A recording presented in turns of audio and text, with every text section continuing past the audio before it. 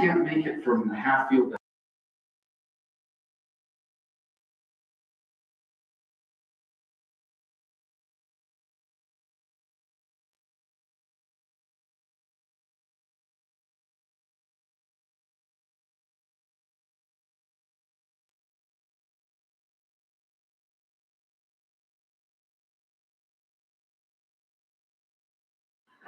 All right, we're on. All right, we'll bring this governance committee into order.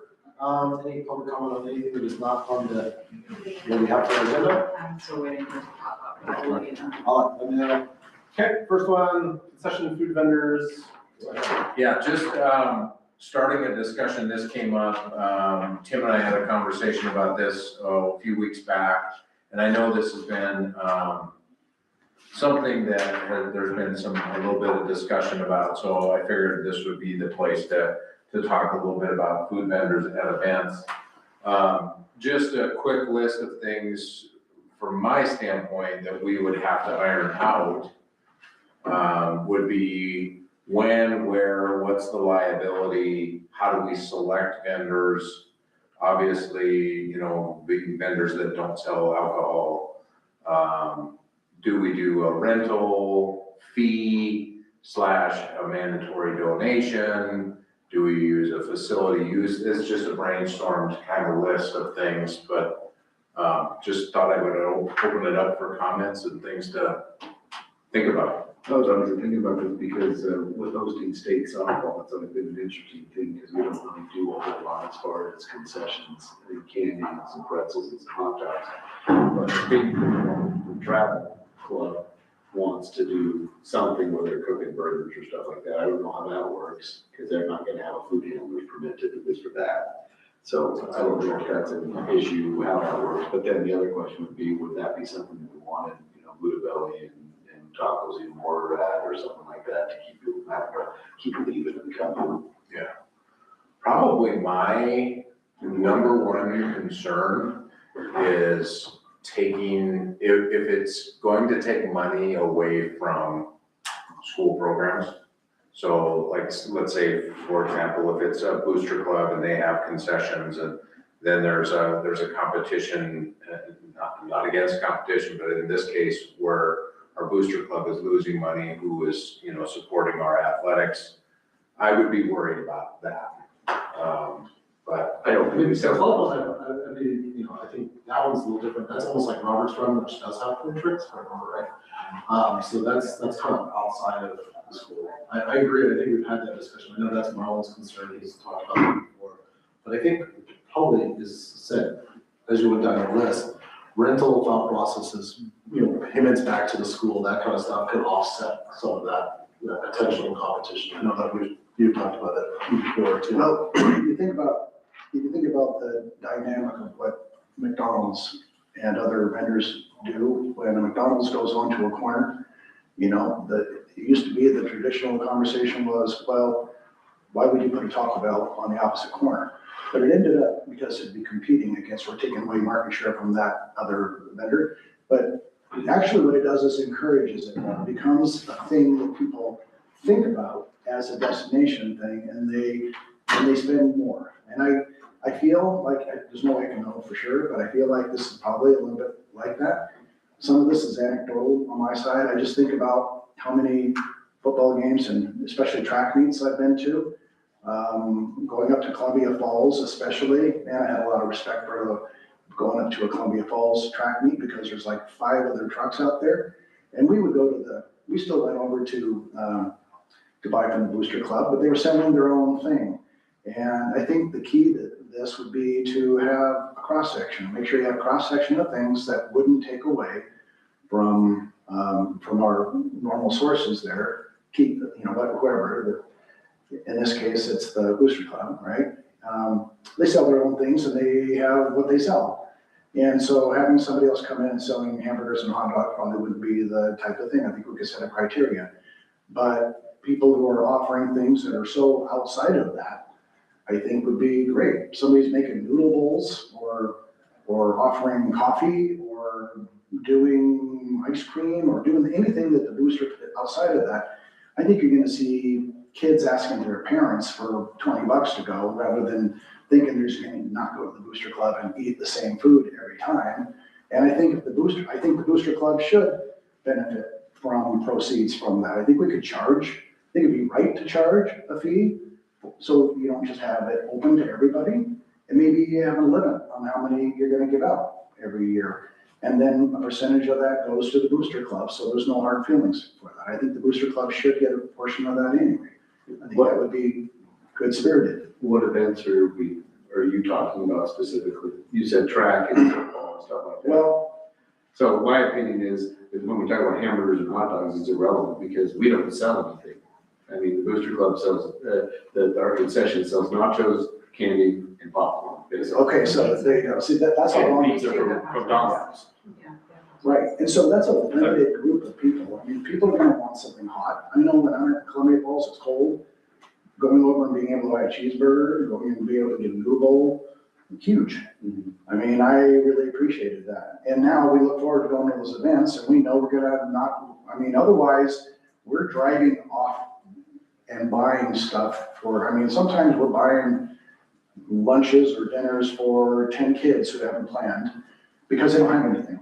And we go offsite and we make a list of stuff and we go hit all those stores in town, you know, the whatever. If there was something there, it'd be, I think there's a missing element for a lot of kids not being able to have that. And I think it's a little bit of a disservice to not be able to offer something warm at these events, because it's sometimes brutally cold at these events and people get uncomfortable. They go driving off to go find food.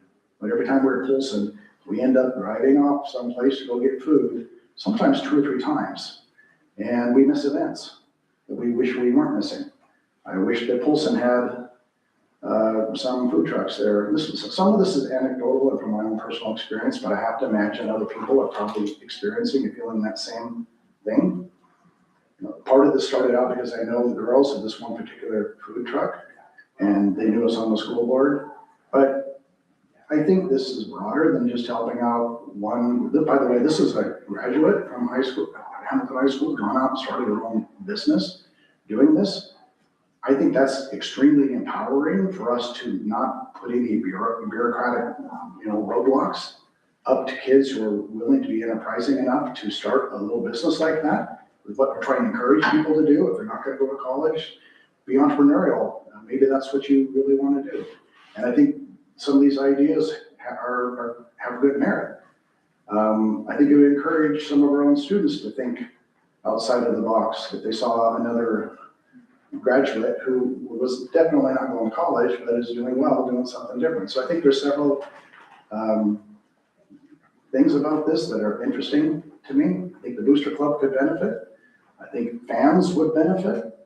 And I think certainly would prioritize our own students when we were doing a selection process. If there was a student who came with a food truck, couldn't we qualify that we would give priority to an alumni before we did the public? I would hope that we could do that. That would be very empowering, I think, to a student.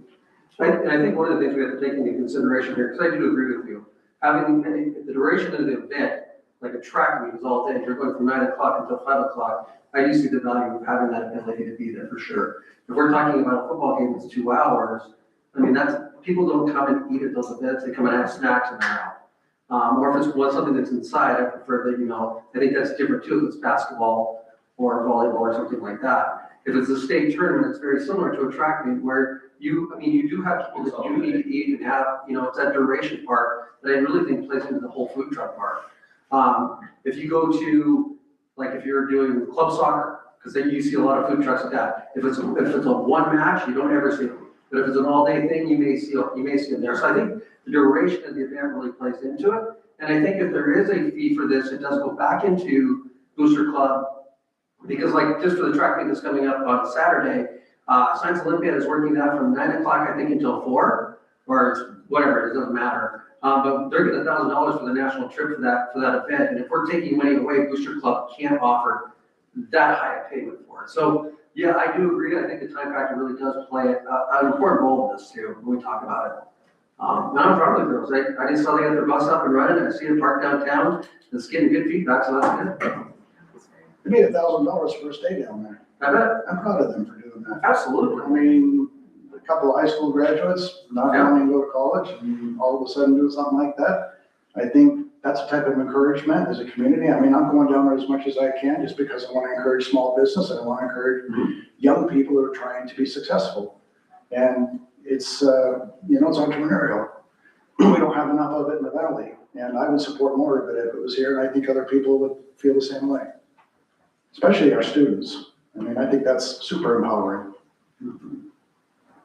I just don't want to create a roadblock if we can avoid it. Yeah. I think from a liability standpoint, I'm sure there's things we can do. We can require, they should have liability insurance anyway, and I'm sure we can come up with caveats for that. Yeah, I think, for most things, with food trucks, you'll have to think about, location, power, that kind of stuff, those kind of things, which I think, that's, all these places that have food trucks, they have to think about those things, like, do we supply power, or do they have to supply their own power? I think they supply their own power, and that's, I think most of them. Depends on the truck. I mean, it depends on the truck. I think the talk was more thing plug into wherever they start. Right, so that's what I'm saying, it's like, we just have, I think those are the things we have to work out as we do things. Do you need power? If that's, then this is gonna cost you a little bit more, or something like that for rental. And that becomes more problematic, because now you're trying to figure out, now you have somebody else who's got to be responsible for making sure they get power, it's got to be on.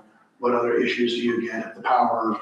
We could address that on a case by case basis. I mean, if we have, right now, I don't have anybody asking other than delivery. I think we've had other requests. So, I mean, if it becomes available, we'll probably get more requests, and we just gotta talk about case by case. Okay, what location could we allot for, depending on the event, because it's track meet, obviously it's different than the softball stadium or the softball. And so where can we park, and where can they be accessible, where they're not gonna interfere with coming and going traffic. But I think 100% would make our events a lot better. I mean, like, I'll take my small sport tennis, but we're out there for 9 hours. Yeah. I mean, it is, and we have no concession. It'd be awesome. Yeah, it'd be awesome. I mean, I Snow cone shack At every there. single track meet, I bet you we spend $100 buying sandwiches from Subway to provide, and half of them are kids who did not think about doing something. Parents aren't there to run something for them. We feel bad for them, so we go and run, and get sandwiches. I'm even thinking like, in terms of like jamborees for middle school too, when you guys have that, and that's a 4 or 5 hour event. Stuff like that, so that would be another one, so not even just high school, middle school would be another one potentially, that you have, a football jamboree that brings in 6 teams or something like that. The other thought process is like how we do tournaments, district tournaments and that kind of stuff, so obviously the concession stands for those are cranky, but once again, if we have a Class B basketball tournament, that's a 2-day event, that's like 14-hour days. So thinking through that, so I think we have a lot of things to think about, because I think about, We get into those ones, like the basketball tournaments and stuff like that, that is the only money to be made. Because we don't get, necessarily, like, if like the visuals here, we don't get a keep gain at all. And so we actually lose money, the only money we do make is on concessions. but that's what I'm saying, So so if we have all the permit processes, I mean, all of this go back to the Booster Club? I mean, the school district doesn't need the money.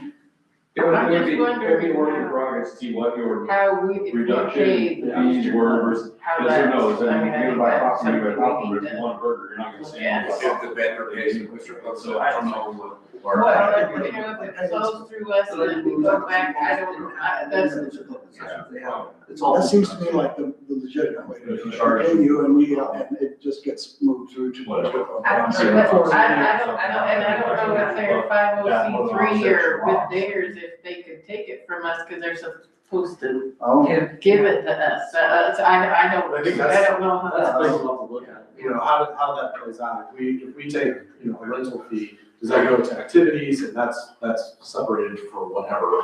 can we require a donation? Can we require a donation of a certain amount? I think we could suggest a donation. I don't think you can ever require a donation. I mean, because you can't, it's not forcible. But that's, If we go the route of a facility use and charge a rental, Yeah, and that's then, the way. then it's a rental fee. you're renting space on district property and it comes that way. But then you don't have the clean, donation or whatnot funding to the Booster Club. It would go with the district. Which ultimately, I guess, you're just skipping the middleman. You are. Yeah, cause I'm thinking some of the rental fees would go to, depending on the power, if we provided it, and garbage and, that kind of thing that. I think, so I guess the overall thing is, I think almost all of us in this room are in favor of it. We just have to figure out the box that we gotta put all of these in. I think, and that's how we figure it out. How do we figure out rental fees, that kind of stuff? How do we make sure that the Booster Club is not hurt by this? I kind of agree. I think they're not gonna be that hurt by it. And so, I just, those kind of things, but I think figure out the logistics of it. And I think you're touching on it's about the event, like what's the event? Mhm. What is it available for? The outdoor event, the tennis match, the track meet, those sorts of things, we could identify which events that's for. And then, It feels like to me we could be selective too about the type of food truck it was. If they're serving pizza out there, or if they're just serving coffee, is it a $1,000 revenue night for them, or is it a $3,000 revenue night? I mean, that'd be interesting to know. So it could be a donation based upon proceeds even. That might make it better. Make it more equitable that way, because then the commitment to them isn't like this upfront commitment where they have to pay this and then wonder whether they'll get it back. It's just a percentage of whatever they sell. And I mean, you get pizza, for example, I think of those pizza nights we did at, for movie nights, and we would rake in so much money off pizza for, it was insane. Yeah. But I said, the Booster Club does their pizza and stuff like that, but I think your point is well taken. It's like you figure out something that the Booster Club doesn't do. You break in and then you basically set up exactly that. It's like, okay, so your proceeds are, we have a district BC thing, I mean, that's probably gonna be $5,000 easy. You think of the Noodle Bowl at the Grizz games, man, I think it's got a line forever. They charge like $16 for a bowl. They're raking in a lot of money. Of course, it's a different thing, but could really add up. I would like to run it off of the percentage of the profits like they do at the fair. So at the fair, you basically pay for your spot, and then whatever your profits are, you have to kick back whatever percent it has to be. I think that would probably be the fairest way to do it. And then also charge that rental fee as well. Yeah. But then, I mean, who's gonna be tasked with making sure of all the liability, licensing, and all of that? That's a part that, who does that fall on? Is it gonna be falling on the district office? Is it rentals? I think if you're asking for a rental fee, then it's the checks. It's just like when we ask, if you're gonna rent a gym, there's a check and balance. yeah, they would have to upload those documents to the facility use. It's like that health inspections or health inspectors. Yeah, and you just have to put all that. Yeah. Because I think that's another good reason to charge a rental fee, because that takes a body to actually, evaluate those. Right now, we have two. Running expenses to get the documentation. What do we do for differentiation between businesses versus fundraisers, right? So if you have, like, the softball club in the valley wants to raise money for their softball club, they're not necessarily running a business, so it's not a profit thing, it's a. Well, and I just kind of wonder with food handling and the health inspector. That's our, that's So also. on that line though, who in the shack has a food handler permit? All of that is different now. I just got done talking to the girls about what they had to go through now, and all of that has to be run through certified kitchens now. Mhm. So, Yeah, that is, but what you guys talking to. Well, I'm just saying it's exactly the same thing as you've got a bunch of kids serving pretzels and cooking popcorn and rolling hot dogs. And if you want a food handler to come in there, I promise you they could find a bunch of ways to fail us in there. And that's a gray area. Because it's a fundraiser. It's not a profit. So if you're not running a business for profit as a fundraiser, as far as food handler goes, I mean, we're not keeping our pizza at the right temperature. We're not keeping our hot dog at the right temperature. We're not taking care of our nacho cheese the right way. We're not taking care of the popcorn. all that stuff in there. If you wanna have lamb go in there, I guarantee you, it's a bunch of black marks on our food handlers, because that doesn't exist. So that right there is weird. We don't do outside fundraising though at the district. That's one thing to consider. I'm just saying, that it's the same criteria. Yeah, I hear you. Not necessarily for fundraising going for the school or not for the school, or for a club or not for a club, whatever. I just think as far as food handling permits, I don't think that's a problem you need to deal with for that type of situation. If you're a business that handles food, you have to have a food handler permit, and you have to do your own inspections. That's not our problem. Well, our groups can sign up to work the concession stands and they earn their proceeds that way, so that would be maybe a workaround if you. Okay. Well, we did it 2 years ago. Yours is a club. Where I just showed up and we just, for a senior night, we sold hamburgers that I was cooking. You know, we just donated to the softball team, and that's what we did.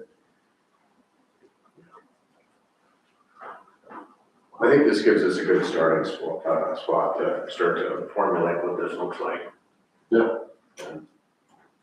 Perfect. Any other last thoughts? What would be the next step then? Would we draft up maybe, Probably try to put this like a little framework of, you know, things to consider and have another conversation about what that looks like, but putting together most of the ideas that were presented today and then just. It may be worth a call to Sioux Falls. I think, I want to say there's Park, I think does it too. There's a couple. I know that there was a newspaper article talking about food trucks in some of these ones. It might not be a bad idea to call them rather than us recreate the wheel. Yeah. See if these school districts already have things in place that they've already done. right, and find out if they run into issues that we can try to circumvent if they've already done. Might as well learn from their experience. Belgrade Bozeman does it too. Yeah, so like as I said, there are obviously school districts that are already have crossed this bridge. What I wonder about Sioux Falls and Belgrade Bozeman though is where the trucks end up being parked, does it have zero to do with the school, it just happens to be proximity? Sioux Falls. St. Paul's are parked right on the property. Yeah, no, they're all. I've only done one with the soccer complex. No, for the track ones that are there, they're right between the track and the middle school, so they're actually physically on the property. Yeah, Oh, yeah, sorry. That's Sioux Falls. I'm actually thinking, I said, maybe they just kind of like ignore it, I doubt it, but it's one of those things that might not be a bad call just to start there. Yeah, just a suggestion. how to spell the soccer complex. Oh, I'm looking at a little research. We tried to control that right away, not Sioux Falls, park right away, entrance to everything. couldn't we circumvent that risk just by getting them to be added insured on their policies? We'd require them to have a liability policy and add us as insured. We would do that anyways. We always do that with our facilities rentals, So I so, would yeah. think would that not be enough to cover the liability involved with something like that? Well, I mean, we would absolutely, I think, have to have a food handling license, like all the county requirements, But, yeah, for proof sure. of that. And then, yes, I think the limits, we would just have to make sure that those are, you know, so they're fine as far as what we require with the insurance limits. Yeah. And then putting us on as an additional insured. That's what we do now. I'd just be curious to know what Columbia Falls is, how they're managing money better, rentals, all that kind of stuff for that, or if they're just, you can come and we're good. Yeah. So, You could ask them too. that's what I've wondered, but You could it's ask. worth an ask. And Dave, you could ask them too, kind of what Marlon's talking about. Do you feel like that having those trucks present affects the sale of your stuff? Because at Sioux Falls, like where they had state last year for state softball, they have the little cooking burgers with an old Weber grill thing, and they sell the same things we do. And then they have, usually have the acai bowl thing, and they have a couple of things parked right there. And I would wonder if just keeping people on site actually increases the revenue, not decreases it. Because variety doesn't necessarily decrease people, it actually sometimes increases people staying instead of leaving. For sure. You can give your kids, if you're not gonna go to the track meet, your kids just hit the. Right. You have option A, B, C, and D. Give me $40 or $20 and you're gonna go and They'll they'll burn it buy all. something. And we know the kids Kills it, burn so- every single. I know. They're not one penny coming back. So, especially, that's why I bring up the middle school, because we all know that they don't spend every single cent of that thing. Yes, they will. Okay, perfect. Any other things? We're good. Sweet. Let's see, update on the FP14s? Yeah, just, there's a chart on the back of the agenda there that just kind of shows the rates, that have changed, and that is a legislative OPI, change, so the percentage that is charged between districts for out-of-district students is shown there, so you just see a comparison. Obviously, they've kind of flattened that out as far as the extremes. Is this due to the district change where basically it was, because I think that was the thought process with the tuition charge, is that now it's coming out of county versus. Yes, so it's a diminished amount because it's a broader base of folks that would be paying. Yeah, perfect. Does this count special education? No, if it's they have to rise to a certain point, but, but you can charge for the special ed kids. What did We just got a whole bunch more. As you say, what's ours?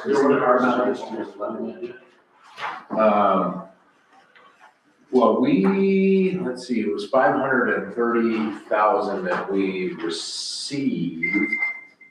Don't quote me exactly on it, but it was roughly that. And so then I think this next year, because of the change, I think it's about 300 and some thousand, so. it's Right, because the 25-26 amount So would we lost be 200K. for this year. Essentially, yeah. What would be right now?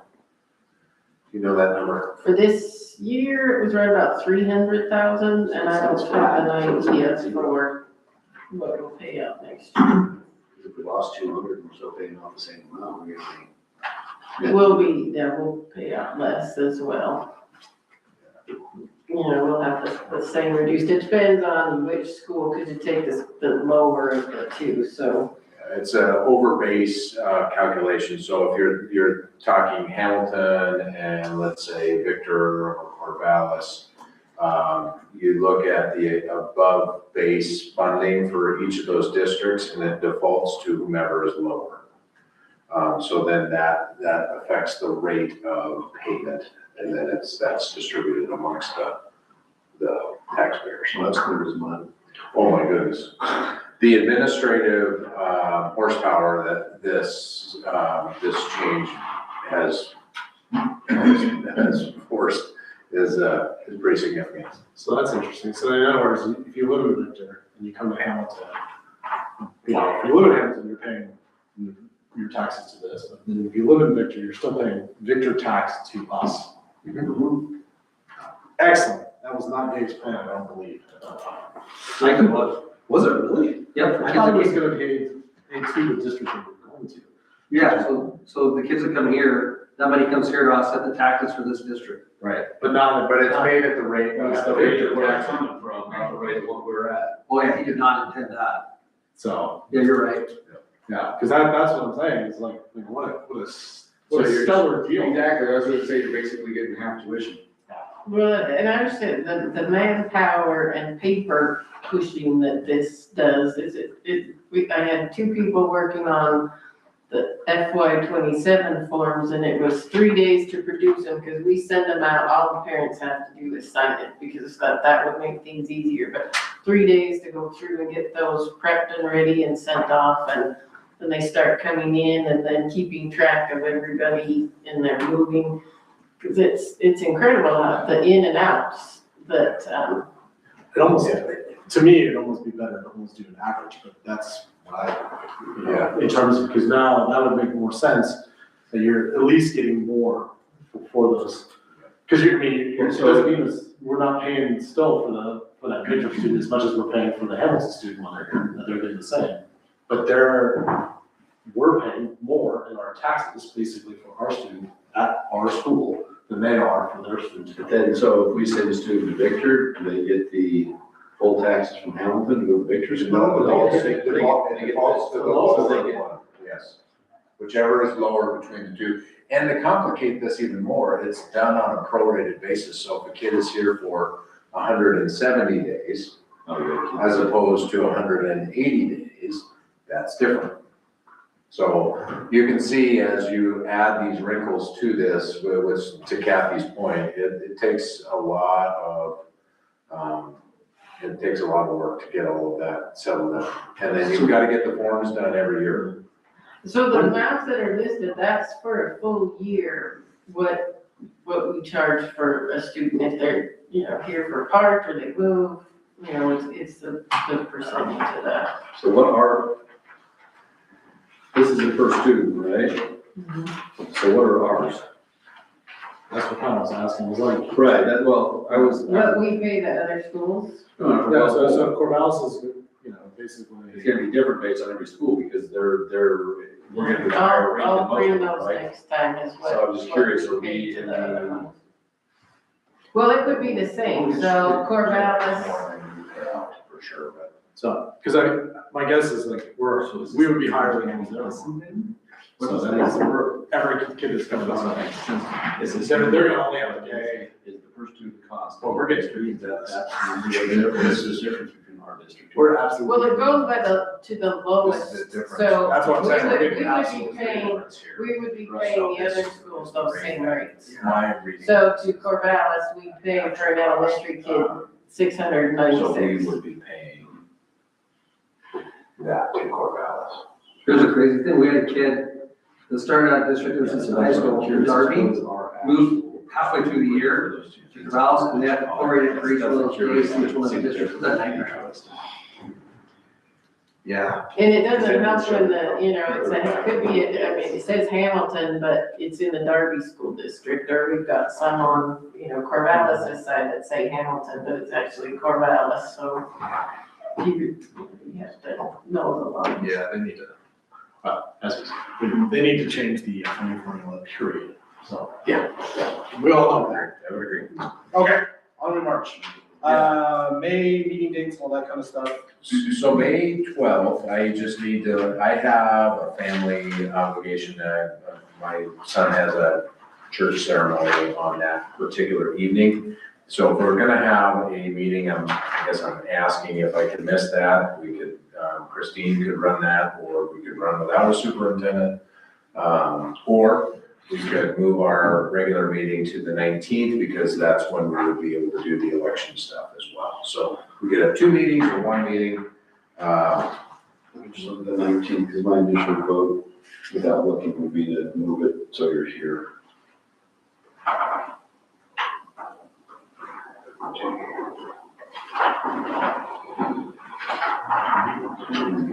Gotta check my schedule in 11 places.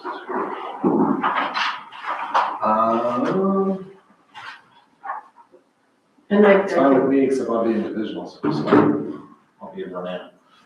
Oh, yeah, I don't want to direct the meeting, so let's not do that. But we could do it, We could pick a different day other than the 19th, couldn't we? as long as it's, after, so that. after the 12th, but before the 19th. Right? Well, the 19th is when the county will have So we the have to election add- results. So we have to. Yeah. Oh, I would be gone the 19th too, we were going to Frenchtown at home, so that wouldn't. I can do, 26th. I can do the 26th, you can link with. That might be the very last we can do the election. May 26th? I know, that's like, Why that's that's bad, good. because it's starting to get into senior week, graduation and all that. Is graduation before that? It's graduation before? Yeah, that's 24, so it might actually be easier. Oh, State is the next day for us, so. Yeah, we have, what if we just moved it to the 13th, Wednesday? We've done that before, is that a bad deal? Well, that would work for me, but we still wouldn't have the election results. After the 19th. Yeah. What about the election 20th? results won't be You want the 20th then? I'll still be, Are you still in I'll divisions? still do divisionals because it's 3 days. where are you at for those? Ronan. I know, still don't. So I have two questions about that, but anyways. First of all, I don't know how we have state in the east twice, because we have Billings last year and we have, Hardin this year. That makes no sense to me at It's all. all about who bids it. But it should rotate. So those state tournaments with the big ones, it's who steps up and bids it. Yeah, because. So like, we go back and But we did really irritated, if I do a Hardin, they have 6 freaking courts. That's gonna take 4 days. Oh, I know. I don't care that they're brand new courts. I know. We have 6 courts, and they won't let us have state. I know. But hey, Well, I mean, we've been to Laurel now, what, 4 of the last 5 state track meets for Class I A? know. Nobody will bid it. well, they won't let us, And I know they won't let us, we've tried. because we try. Okay, back to this. Otherwise, we'll be here all day. We're starting to go all We're gonna day. get all fired. Sorry. 25th. So it Well, has to be that you have to canvass by the 29th.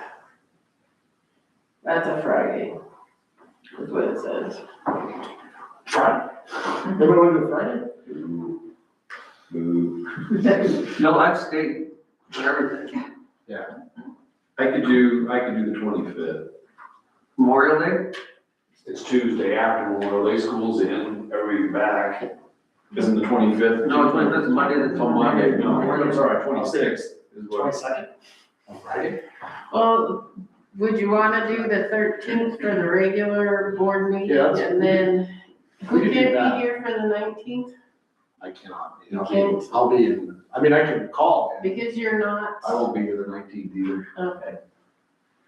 Cause if we had the quorum, cause we, Why don't we put it for the regular meeting on the 13th, and then we can figure out either a special meeting or something like that to canvass the election. How about that? Does that sound like a good plan? That way we Get can, everybody in the room. because we Make can sure do, we're gonna have if canvas, we can go quicker, and then we can. the canvas would, because it's basically canvassing and it's. If that's how we're doing swearing my in and- coming on Friday. Yeah, that should be pretty quick, because usually that's just the second half of that meeting anyways, so. Yeah, We'll just do that second half some point, but then we can get rid of business, because there's usually some business at the end of the school year, so how about that? 13th, we'll just do that, regular business, and then. Well, if I don't make voted, it doesn't show up anyway, so. You want- Don't try to speak out this one. Hey, that's up to the voter, that's up to me. So, Well, then we'll have, I think we have 5 retirees that will do the golden apples then the Yes. 13th too, so. So let's do the 13th as a regular board meeting, and then we can figure out a time period somewhere in that next, from the 19th to the 29th. Okay. Lock it in, square away. Sound like a good plan? Sounds like a plan. Cool. All right, board meeting agenda. Most everything on here is pretty standard, couple things. There is, I've gone through this and I'm waffling a little bit here, but the emergency operations plan, it's a 75-page document. It's a large document. When you glance through it and read through it, I don't know that there's anything that's super concerning, but I don't love putting safety procedures just out for everybody to see how we do things. So I can have a printed copy in my office available for trustees to review. But at the same time, this is a requirement from OPI that we approve an emergency operation plan and have that on file with them. What if you just stated the thing that it's on in your office for any trustees and or if there's a concerned parent that wants to see it? Because I mean, that's gonna be a public issue.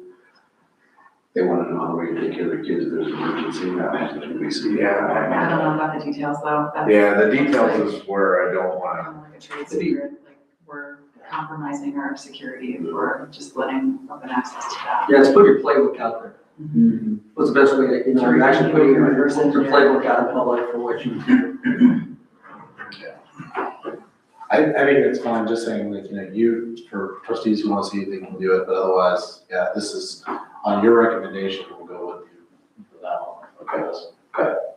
So, and if the public wants to know more about it, they can come talk to Dave or Marlon, and they can talk about it in generalities, but they can't see actually the document itself. Okay.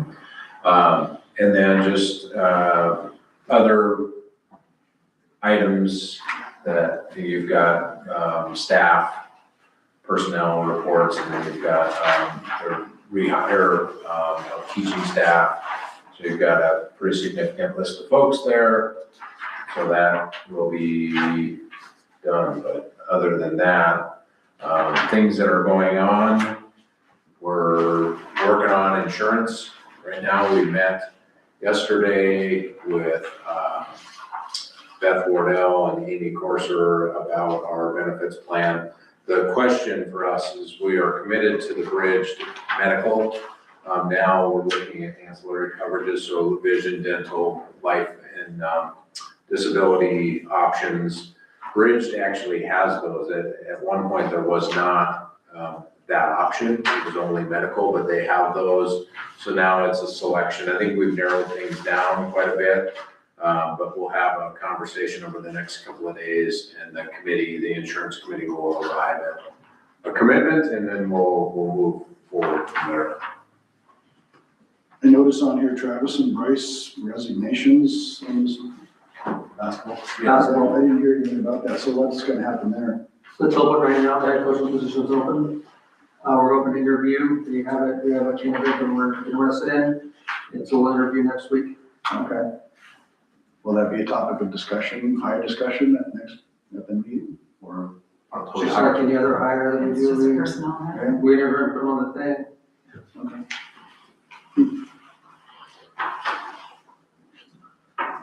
Cool. All right. All we got, really?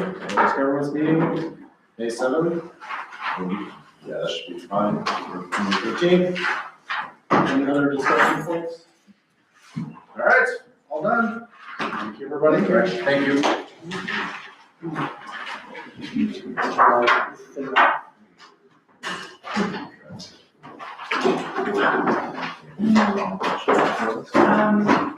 Hang on, this is not reading the same. Okay, we'll say nothing else.